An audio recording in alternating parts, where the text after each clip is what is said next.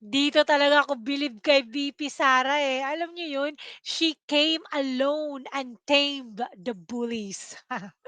Grabe guys, imagine mo 'yun, meron pa bala nag-agree pala yung 20th Congress na bigyan yung OVP, yung Office of the Vice President, ng same institutional courtesy as the Office of the President. Kasi 'di ba, yung 27.3 billion na presidential budget was just swiftly approved by the House Committee on Appropriations. Just like that.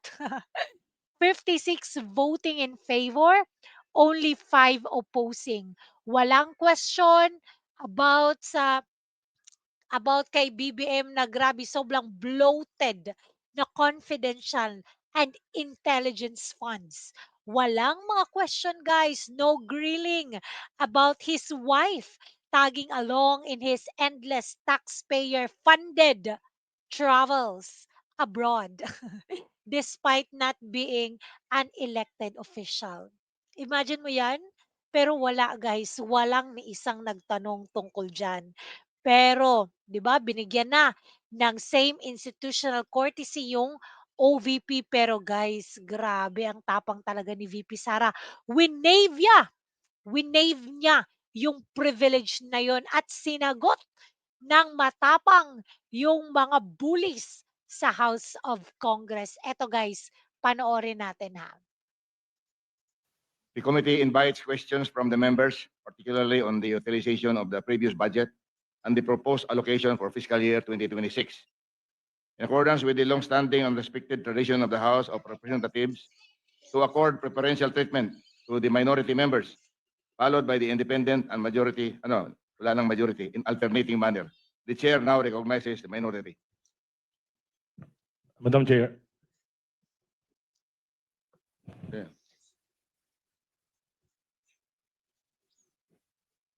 Would like to recognize the Senior Deputy Minority Leader, Egay Elise. Madam Chair, we in the minority believe that there are no contentious issues in the budget of the Office of the Vice President, especially in the 2025 to 2026 budget of the said agency.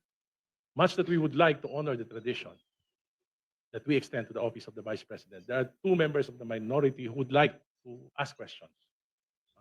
Kaya po, in the interest of the rights of some of our members, may I yield the floor to two members, Representative Dino and Representative Ko, to propound their questions. Thank you, Madam Chair. Is it all right? Madam Chair, to the presiding officer, sir, before we proceed, I just want to be clarified with the status of the votation we have had last Friday, when we all agreed that Tuesday, which is today, we will grant parliamentary courtesy.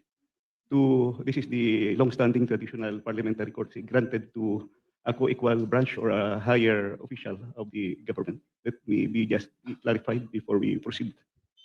Last Fridays, there was no votation, Congressman Ongab. So we proceed as planned today.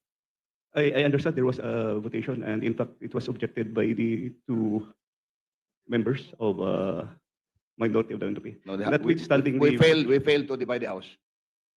Yes, but I think we have agreed that last Friday we will provide parliamentary courtesy to the office of the Vice President. Yes,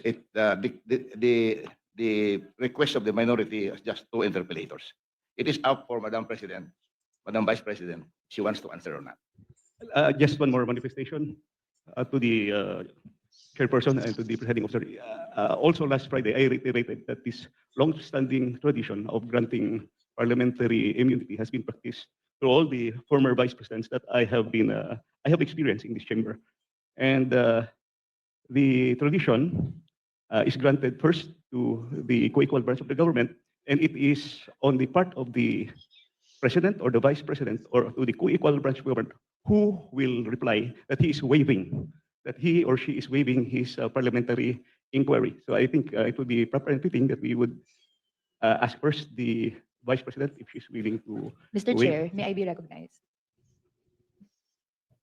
I think I still have the floor. So there's a question whether or not we should afford.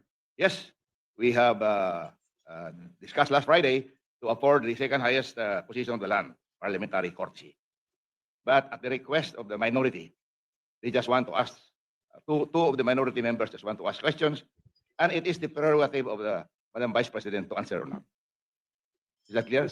So that clarifies my question. We will Thank be you. asking the Vice President to answer or not. So, yun na nga.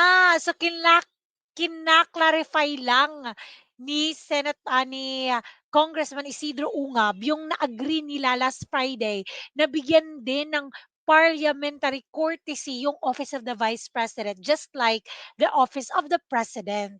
Eh, tapos ngayon, hindi nga nag-agree yung mga minority. May dalawa dyan na magtatanong, si Tino at saka si Rene Ko, na hindi daw relative ni Saldico.